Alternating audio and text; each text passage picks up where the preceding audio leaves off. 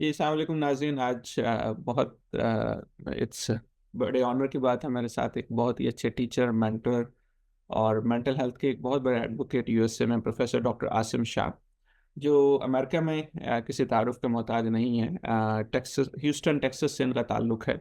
ये प्रोफेसर और हैं साइकाइट्री में और executive vice chair and chief of psychiatry और डायरेक्टर है mood disorder research programme, director community behavioural health programme और executive director psychotherapy services, Baylor college of medicine और also chair of mental health of America. So it's really honour कि आज इनसे बात करने का मौका मिला। पूछेंगे इनसे कराची की यादें, बचपन की यादें, डाउ की यादें, फिर यहाँ आके सेटल होना और इस मकाम तक पहुँचना, इतनी बड़ी यूनिवर्सिटी में प्रोफेसर के लेवल पर पहुँचना। तो इनसे इन्होंने जो ज़िंदगी में किया उसके बारे में कुछ जानना चाहेंगे। डॉक्टर आसिम शाह, बहुत-बहुत शुक्रिया जॉइन करने का।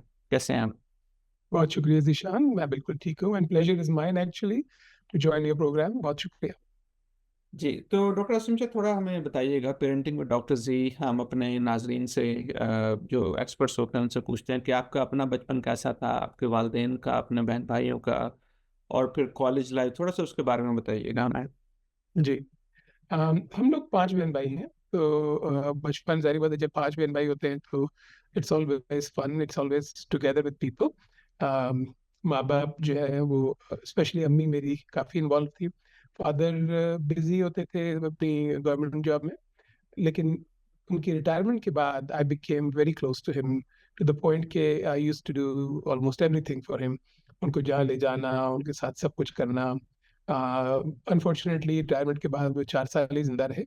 फिर उनकी मैं फाइनल ईयर में था मेडिकल कॉलेज के, तो उनकी डेथ हो गई ऑलमोस्ट मेरे हैंड हाथों में, which was a very traumatic event.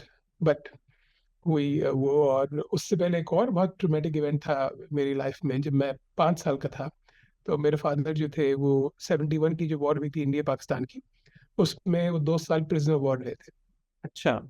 तो वो, हालाँकि मैं 5 साल का था और 5 साल के बच्चों को चीज़ें याद नहीं होती, लेकिन मुझे एक-एक चीज़ उस वक़्त की अ, में कहते हैं ना ज़हन में नक्श है कि जी। कैसे क्या-क्या हुआ था, कब वो आए, क्या था, और 5 साल के बच्चे को, 6 साल के बच्चे को, लेकिन मुझे सब याद है। That is like classic example कि ट्रॉमा जो है कैसे इफ़ेक्ट करता है। जी, बिल्कुल। तो तो मैं काफ़ी उनसे फिर क्लोज़ हो गया था, फादर से। अपने मदर से तो मैं अपने क्लोज़ था, मदर की डेथ मेरी अभी पिछले 6 साल पहले हुई है, लेकिन फादर से उस ज़माने में मैं आखिरी 4 साल काफ़ी क्लोज़ हो गया था। सही। So it was a good childhood. It was a good childhood. There was no trauma other than that trauma of him being a prisoner of war for 2 years. अच्छा, माशाल्लाह 5 बहन-भाई और वालिद का, जैसा आपने बताया कि शुरू में जब आप 5 साल के थे, तो उस वक़्त वो जो 71 की वॉर के प्रिज़नर, और 2 साल के बाद वो 2 साल रहे और उसके बाद फिर उनकी, आपने बताया कि वफ़ात में थोड़ी जल्दी हो गई थी। जी।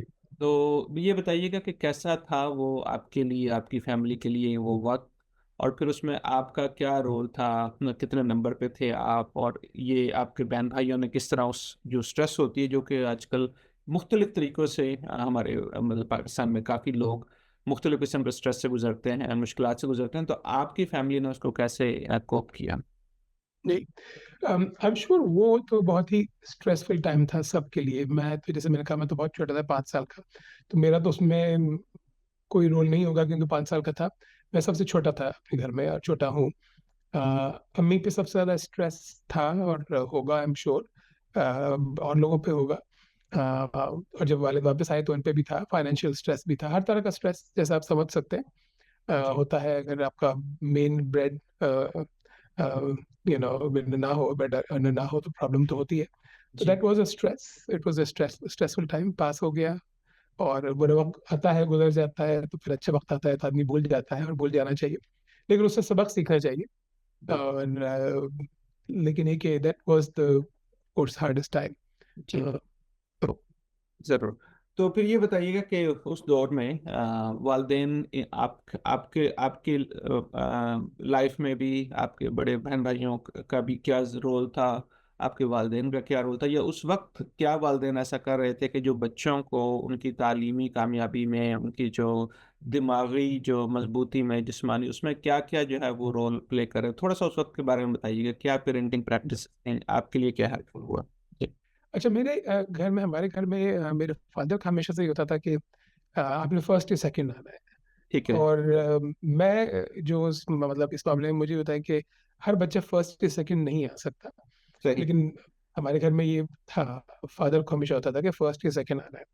और मैं एक आपको इसकी एग्जांपल दूं कि मेरे हमेशा अच्छे नंबर आते थे, फर्स्ट सेकंड में आता था। लेकिन मैट्रिक में ऐसा हुआ कि मैं फेडरल गवर्नमेंट स्कूल में था, तो हम लोगों के 10 पेपर, 9th में हमारा एग्जाम नहीं होता था, 10th में होता था। तो सही। I was very active in extra curricular activities. और मैं एडिटर इन चीफ भी था, और स्टूडेंट काउंसिल में भी था, और सब बहुत सारी चीज़ें कर रहा था। जी। तो समहाउ वो चीज़ें इतनी ज़्यादा हो गई कि जब एग्ज़ाम हुआ मैट्रिक का, तो क्योंकि 10 पेपर इकट्ठे थे मैट्रिक के, तो मेरी परसेंटेज इतनी अच्छी नहीं आई जितनी आनी चाहिए थी मैट्रिक में। सही। That was a blow for my father, end of course for me also. तो इन फर्स्ट गो, मेरा डीजे, जो हमारा 2 कॉलेज होते थे कराची में, डीजे और आदमजी, तो डीजे में फर्स्ट गो में मेरा एडमिशन नहीं हो रहा था, बाद में हो गया था। तो that was very heart breaking for my father. फिर उसके बाद मैंने मेहनत की दोबारा, जैसे मैं हमेशा करता था, और इंटर में मेरी कराची बोर्ड में पोजीशन आई। अच्छा। And that was all good, और वो सब सही था। लेकिन मैट्रिक में ऐसा नहीं था। तो और वो इसलिए था कि क्योंकि 9th में पढ़ाई नहीं की, वो एग्जाम नहीं था, सारी जो है वो एक्स्ट्रा करिकुलर पे डाल दी और इस पे डाल दी। जी। तो वो होता है। लेकिन हमारे घर में ये था कि फर्स्ट सेकंड आपको करना है, उससे ज्यादा आगे नहीं जाना। तो ये हम लोग अपने बच्चों में बड़ा प्रेशर डालते हैं ना कि you have to do this. जी जी जी और एक और बिल्कुल। और हमारे यहाँ एक और ये चीज़ थी कि मैं थोड़ा सा इस मामले में डिफरेंट था कि मेरे फादर चाहते थे कि मैं बार एट लॉ बनूं, क्योंकि उनके फादर बार एट लॉ थे इंडिया अच्छा। में, इस तरह के। मेरे बड़े भाई चाहते थे कि मैं एमबीए करूं, क्योंकि वो सही। एमबीए थे। मेरे दूसरे भाई चाहते थे कि मैं इंजीनियरिंग करूं, क्योंकि वो इंजीनियरिंग कर रहे थे। और सही। मैं इस मामले में बागी था कि मुझे डॉक्टर बनना था, और हमारे घर में किसी को नहीं था कि मैं डॉक्टर बनूं, और आपके सामने सही। मैं यहाँ बैठा हूँ डॉक्टर। अच्छा। But they let me do it. They let me do it. It's not that they didn't. I mean, ji they had their desires, but they let me do it. So जी जी। इस last से free hand था कि आप कर सकते हैं जो आपका इच्छा अच्छा। सही है, तो कुछ प्रेशर भी था पहली और दूसरी पोजीशन का, लेकिन एकेडमिक के प्रोफेशन क्या चूज करना तो उसमें है। मतलब। जी। उनको ये था कि आप कोई प्रोफेशनल प्रोफेशन चूज करें। ठीक है। ये नहीं कि जी आप सिंगर बन जाएं या ये करें। हल्के उसमें भी कोई बुराई नहीं है, लेकिन उस जमाने में उनको ये था। उस जमाने में शायद ज्यादा उस वक्त स्टिग्मा होगा उसका। जी लेकिन उनको ये था कि नहीं, आप कोई प्रोफेशनल प्रोफेशन, जो उस जमाने में डॉक्टर, इंजीनियर, यही ज्यादा समझे जाते थे। जी। अब तो बहुत सारी फील्ड्स आ गई हैं, तो ये था कि आप वो चूज करें, as long as you choose that you are fine. So अच्छा, दूसरी चीज मैं यहाँ से ये पूछना चाहूंगा कि आपने बताया कि मैट्रिक में इतने अच्छे नहीं थे, लेकिन एफएससी में माशाल्लाह आपकी पोजीशन थी। What do you think have help उस वक्त पे क्या ऐसी चीजें थी जो आपको अगर याद हो जो हेल्प हुई थी आपको? जी, throughout my life, what I have done, with the exception of 9th and 10th, just make एक outlier था, I usually study throughout the year. सही। मैं उन लोगों में नहीं हूँ जो आखिर में पढ़ता है, बल्कि आखिर में तो मैं पढ़ता ही नहीं सही है। हूँ। मेरे अपने भाई यूजली आखिर में पढ़ रहे होते थे। सही लेकिन है। मेरा हमेशा से ये स्केड्यूल होता था कि सुबह 4 घंटे पढ़ना है, शाम में 4 घंटे पढ़ना है, and then I am fine. और सही। आखिर में जब एग्जाम अगले दिन है, तो I am the most relax person of all the सही। People. I don't even mostly study the last day और सो, या कभी थोड़ा सा देख लिया है कुछ। लेकिन अगर आप पूरा साल पढ़ते रहे, तो then you get a grip of everything. तो और मेरा ये भी होता था कि इंटर में मैं नोट्स बनाता था, तो मेरे नोट्स मैं सबको डिस्ट्रीब्यूट करता था, टू द पॉइंट के हमारे डीजे के पास एक फोटो कॉपियर था, हम्म। उसके पास मेरे नोट्स की कॉपी होती थी। अच्छा। People would go and get it, और सब कहते थे भाई नोट्स तुम बना रहे हो, लोगों को क्यों दे रहे हो, उनकी पोजीशन आ जाएगी, उनको फायदा होगा। सही। कहते थे ऐसा नहीं हो सकता, क्योंकि जिसने बनाए हैं, he has the real content, others cannot have that much content. तो एवरीबडी ऑलमोस्ट, जितने मेरे फ्रेंड्स थे, सबके पास उसकी कॉपी भी होती थी, उसको हम सही। देते भी थे, कोई ऐसा मसला नहीं होता था। But I would study the whole year. So the success to key to success was कि आप सारा साल पढ़े, हार्ड वर्क करें, बजाय इसके कि आप आखिरी 1 महीना, 2 महीना, 3 महीना मेहनत करें। That was always the key with me, still is. ये आई थिंक आपने बहुत अच्छी बात की कि सारा साल मेहनत करनी चाहिए, और इस डर से कि कहीं दूसरों के नंबर अच्छे ना आ जाए, मतलब कोई भी ऐसी चीज़ के जिससे आपको लगता है कि दूसरे को फायदा हो, रोकनी नहीं चाहिए, बल्कि इल्म आप जितना भी दूसरों के साथ शेयर करते हैं, अच्छी नीयत के साथ शेयर करते हैं, तो उसको बिल्कुल। जो है ऊपर वाला भी उसी हिसाब से जो है ना वो आपको हेल्प करता है। सही है। तो कॉलेज, मेडिकल कॉलेज लाइफ में बताएं वो कैसी थी, उसमें क्या सीखा, क्या किया? मेडिकल कॉलेज में जब मैं गया तो मेरा खान में भी इस वक्त हो रहा था, लेकिन खान नया नया खुला था, तो कि दूसरा बैच था, तो वी वर नॉट श्योर कि भाई कैसा है खान, तो आई स्टेड इन सही। डाउ। तो डाउ में it was a good experience. अच्छा, डाउ में आपको पता नहीं, अंदाजा है कि नहीं कि उस जमाने में साइकाइट्री वाज नॉट अच्छा। एस्टैब्लिश्ड, अच्छा। और साइकाइट्री की रोटेशन हमारी हुई थी, लेकिन मैं उसमें गया ही नहीं था। साइकाइट्री की रोटेशन तो समझे अच्छा। ना होने के बराबर थी। तो सही। And I am of course a psychiatrist now, as जी यू जी नो। जी जी, तो माशाल्लाह बहुत अच्छे साइकाइट्रिस्ट। वहां तो साइकाइट्री की कोई, हमारी कहने से मुराद है कि साइकाइट्री की कोई बुनियाद पाकिस्तान से नहीं थी, सही। जीरो। सही। ना देखा ना कुछ। सारी बुनियाद साइकाइट्री की यहाँ आके हुई, और वो कैसे हुई? वो ऐसे हुई कि मैं 1993 में जब यहाँ आया फ्लेक्स देने, जी। तो फ्लेक्स का आखिरी अटेम्प्ट था, तो किसी ने कहा कि फ्लेक्स दे लो, फायदा होगा, तो मैं फ्लेक्स देने आया। तो उसके बाद फिर यूएसएमएलईज थे, जी। तो फिर मैंने यहाँ पे एक्सटर्नशिप की साइकाइट्री में। जब अच्छा। एक्सटर्नशिप की तो आई स्टार्टेड लाइकिंग साइकाइट्री। उससे पहले मेरा कार्डियोलॉजिस्ट बनने का इरादा था, अच्छा। क्योंकि पाकिस्तान में तो साइकाइट्री का, जैसे मैंने कहा, कि कोई जी जी। कंसेप्ट था नहीं, तो आप और चीज़ें सोचते हैं। तो मेरा या तो पीडियाट्रिक्स या कार्डियोलॉजी का इरादा था। जब यहाँ आया तो मुझे साइकाइट्री में एक्सटर्नशिप इंटर्नशिप मिली, तो वो मैंने की। तो आई लाइक साइकाइट्री। मुझे ये हुआ कि यार ये एक फील्ड है जिसमें आप ना ईकेजी पे डिपेंड कर रहे हैं, ना एको पे डिपेंड कर रहे हैं, सारा कुछ आपको अपने दिमाग से करना पड़ा है, तो दिस इज गुड फील्ड। जी। सही। So then, when I gave interviews, I only came for a month and gave only few interviews, जिसमें मैंने इंटरनल मेडिसिन में भी दिया, पीड्स में भी दिया, और साइकाइट्री में भी दिया। लेकिन साइकाइट्री में ज़्यादा मैंने दिए। इंटरनल मेडिसिन में एक दिया, पीड्स में एक दिया, और साइकाइट्री में मैंने 5 इंटरव्यू दिए। जी। और एक रात मैं घर में सो रहा था और मुझे प्री मैच की ऑफर आ गई, अच्छा एंड दैट वाज माशाल्लाह। साइकाइट्री।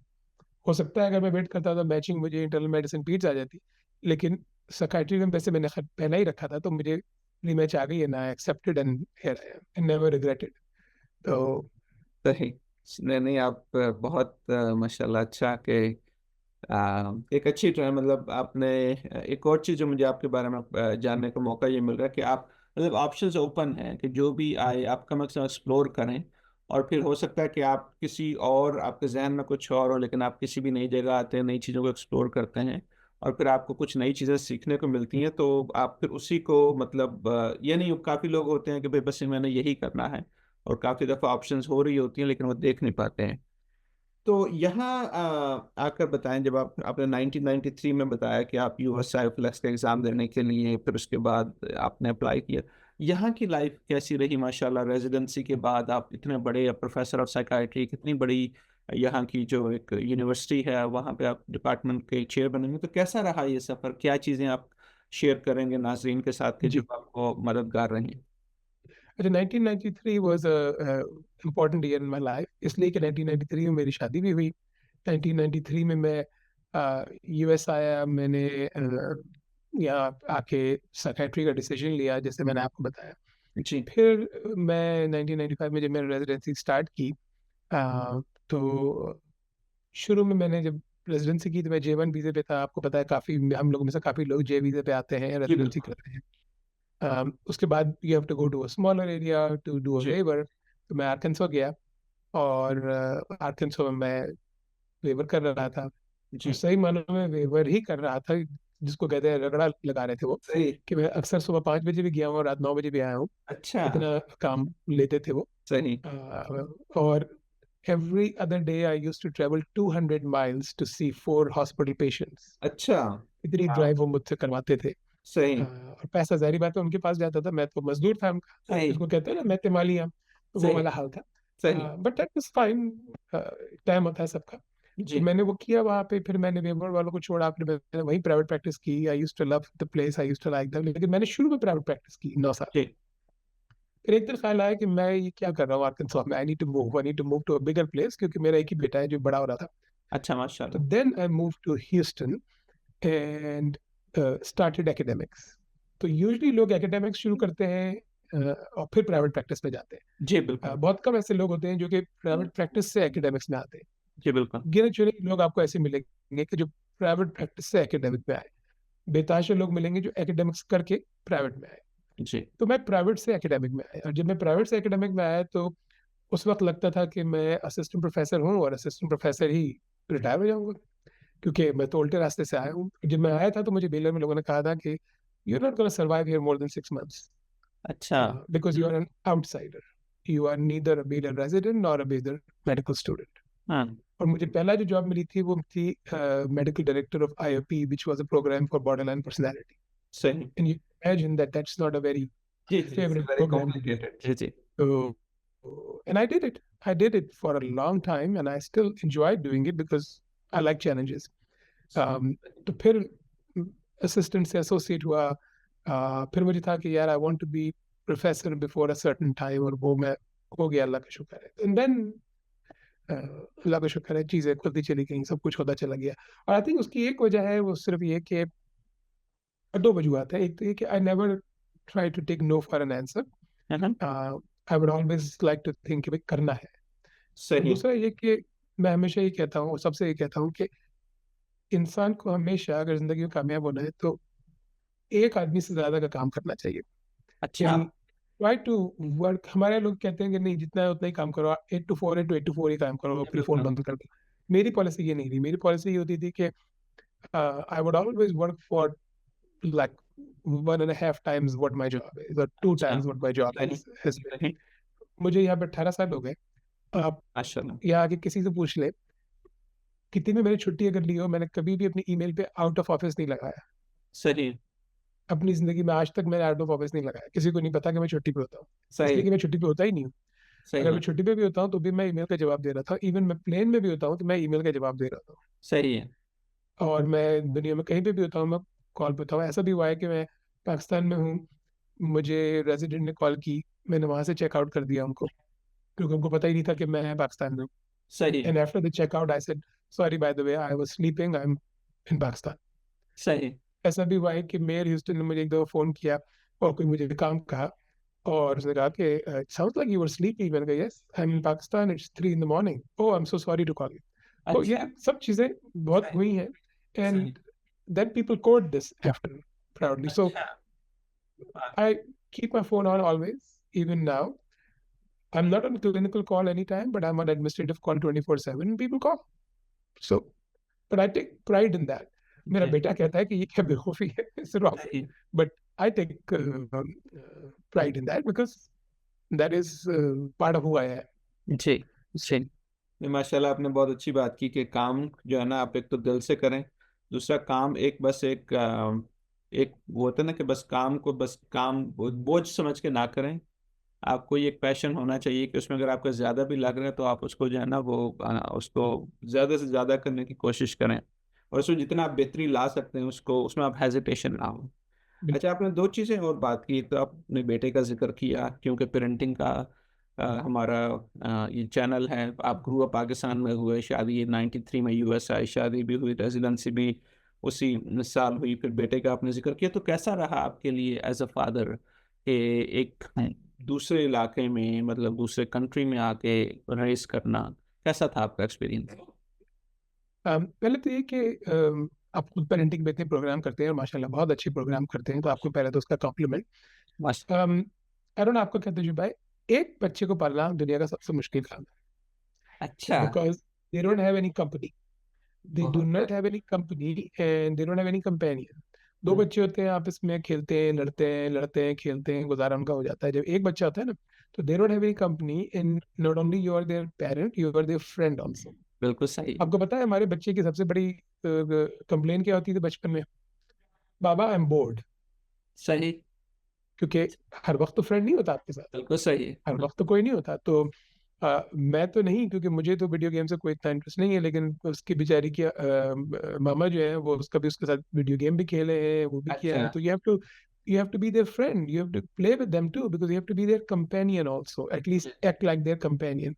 तो एक बच्चे की अलग जो है वो इशू कह लें या जो कह लें, अलग चैलेंजेस होते ठीक है। हैं। तो वो एक अलग चीज़ है। तो you have to face that, so you have सही। to do that. अच्छा, अल्लाह का शुक्र है कि I am very close to my son. माशाल्लाह। He is married now, he माशाल्लाह। Live separately. माशाल्लाह सुबह उठता हूँ, सबसे पहले उसका टेक्स्ट आता है, we talk all the time.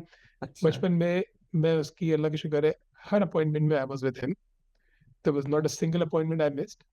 और जब वो स्कूल में था, he was in private school in the beginning, and then after 9th grade he changed public.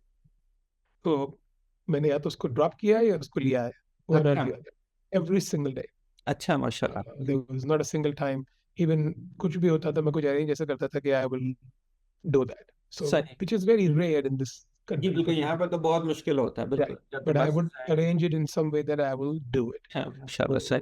and I feel very proud about that कि मैं involve रहा हूँ हर चीज में उसके। तो you know, सही। and I encourage people to do that because that's how ji. you know ji things about your kid and all. So बिल्कुल बिल्कुल।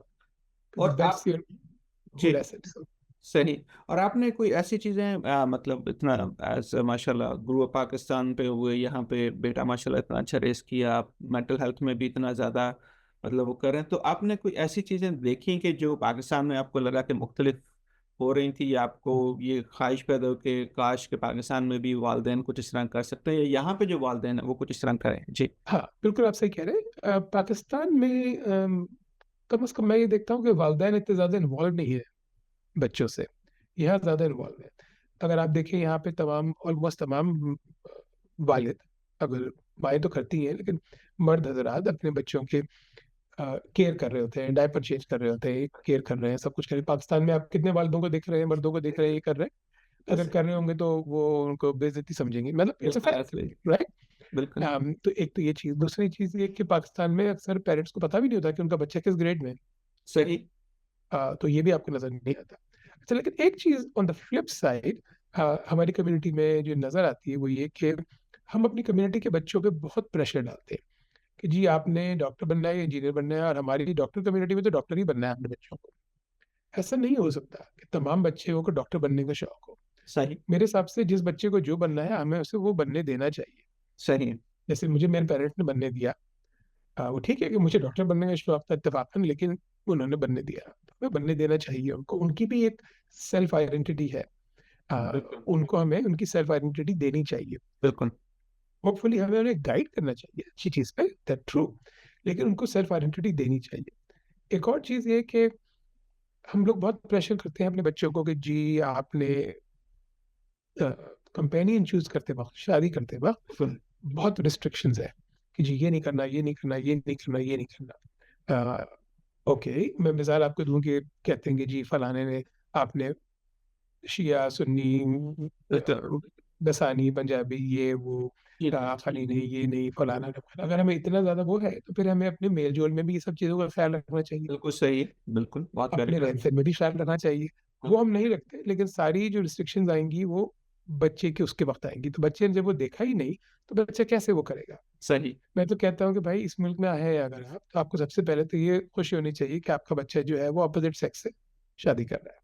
फिर आपको ये खुशी होनी चाहिए कि बच्चा जो है वो मुसलमान से शादी कर रहा है। सही। इतनी रिस्ट्रिक्शंस आप नहीं कर सकते। अब आप पाकिस्तान में भी जाए, तो पाकिस्तान में भी आप जाए तो आप टैटूज देखते हैं बच्चों के, जी बिल्कुल। तो अब सब कुछ हर जगह है। तो हम जो इतनी, अगर हम इतने कंजर्वेटिव है और वो है, तो may be may be this country is not for us. लेकिन पाकिस्तान में भी अब सब कुछ है।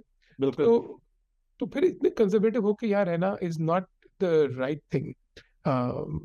सही। और अगर आप इतने कंजर्वेटिव हैं और आपको यहाँ रहना है, तो फिर आप शुरू से इस चीज़ का ख्याल रखें। एकदम आके जो हम कंजर्वेटिव हो जाते हैं, तो बच्चों के लिए बड़ा, जिसको वो सोहेल वड़ाइच की जबान में कहते हैं क्या ये खुला तजाद नहीं है, तो वो फिर खुला तजाद हो जाता है।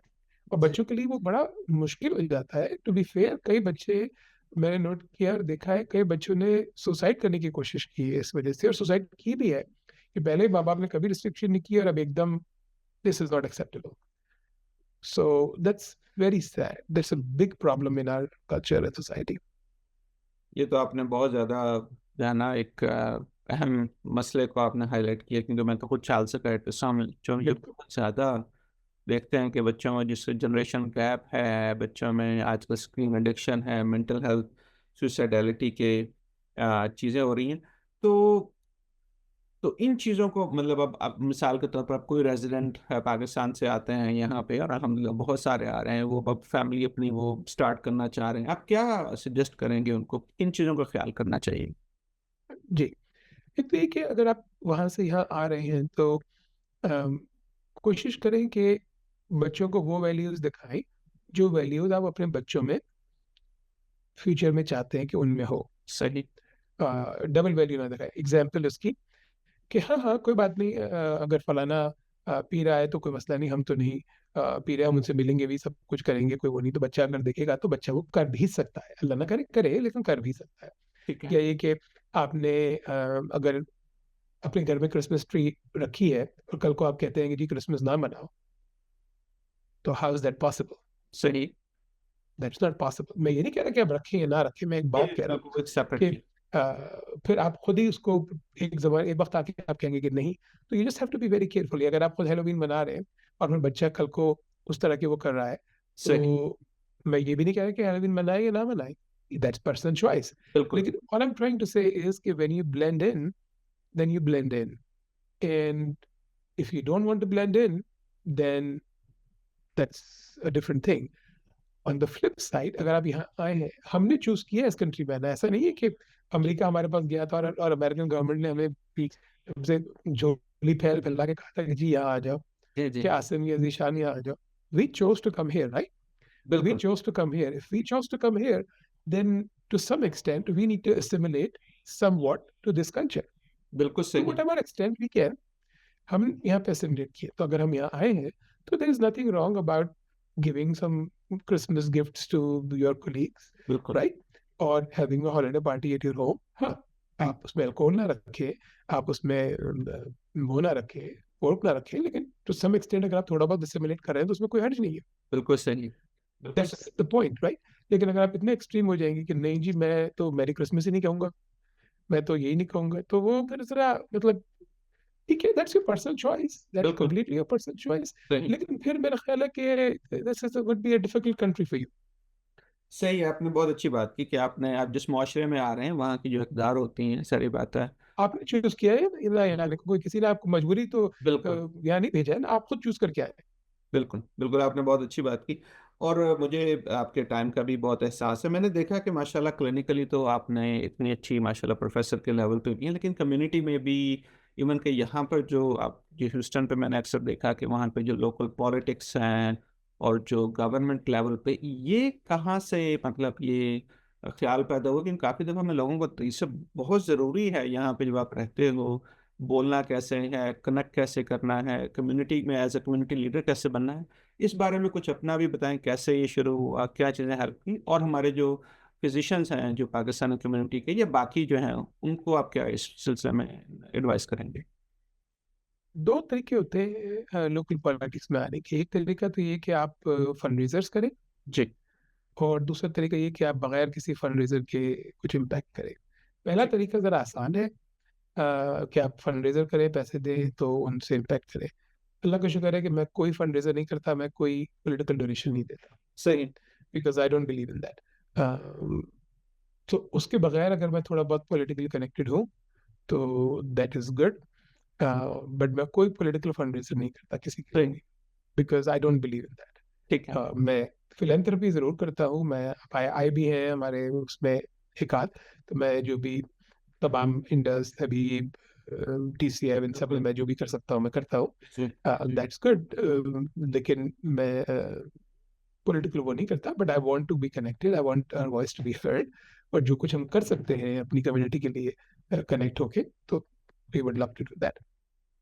लेकिन ये आखिरी आप मुझे एक सीक्रेट बताएँ, आप ये सब कुछ इतना अच्छा कैसे कर लेते हैं? मतलब आप ह्यूस्टन में किससे पूछें कोई फंक्शन करवाना वो कहते हैं डॉक्टर आसिम शाह जो है ना वो सबसे अच्छे ऑर्गेनाइज़ भी करते हैं और खाना भी सबसे अच्छा करते हैं और लोगों को भी तो कैसे कर लेते खाने का मुझको बहुत शौक है, ये तो आपको पता है कि खाने का मुझे बहुत शौक है। और खाने के मामले में you can ask me any restaurant in Houston, they all know me and I would love to take you out any time you come, और एनीबडी हु कम्स। खाने का मुझे बहुत शौक है, और इस खाने के शौक के साथ सेहत बरकरार रखना बहुत इंपॉर्टेंट काम है। हैं? बिल्कुल, बिल्कुल, बिल्कुल, बिल्कुल। एंड आखिरी कोई लेकिन ऐसी आप आए थे फॉल मीटिंग में, जी, आपको पता है कि खाना खाना कैसा जबरदस्त था। बहुत मजा आया। आई मीन आई डेफिनेटली, हमारा तो काम फैमिली बिजनेस खाने पीने का, तो यूएस में सबसे अच्छा खाना ऑन एयर कैरम के स्टैंड में है बिल्कुल। आखिर में कुछ ऐसी चीज शेयर करना चाहेंगे, कोई ऐसा मैसेज देना चाहेंगे पेरेंट्स के लिए, डॉक्टर्स के लिए, डॉक्टर कम्युनिटी के लिए? सबसे पहले तो ये कि अगर आप अपना के तवसत से बात करें, क्योंकि अपना हमारा सबसे बड़ा प्लेटफॉर्म है, जी या उसमें तो हम लोग जो है वो अभी जैसे इलेक्शन आने वाले हैं, कुछ अर्से में इलेक्शन आएंगे, समय समय हम लोग इलेक्शन के चक्कर में एक दूसरे से अपनी दोस्ती खराब करते हैं। तो एक तो इस बारे में लोग ख्याल रखिए, इसको मलूज़ खातिर रहें कि दोस्तियाँ ज़्यादा इंपॉर्टेंट है, इलेक्शन कोई इंपॉर्टेंट नहीं है। आज जिसने प्रेसिडेंट बनना है कल उसने बनना है, आज जिसने बोर्ड में आना है कल उसने आना है, सब अपने दोस्त हैं। दोस्तियों को अपनी खराब ना करें, एक दूसरे का ख्याल रखें, और जिसका भी ख्याल रखें कभी किसी पे एहसान ना जताएं कि मैंने किसी का ख्याल किया। लोगों को बेटर करें, लोगों का जितना ख्याल कर सकते हैं करें, क्योंकि आप किसी का करेंगे कल आपका कोई करेगा। And that's the only thing I would say. चलें, बहुत बहुत शुक्रिया डॉक्टर आसिम शाह, आपका बहुत शुक्रिया टाइम का और इन सब सजेशन का। अपना बहुत सा ख्याल रखें। अल्लाह हाफ़िज़। बहुत शुक्रिया।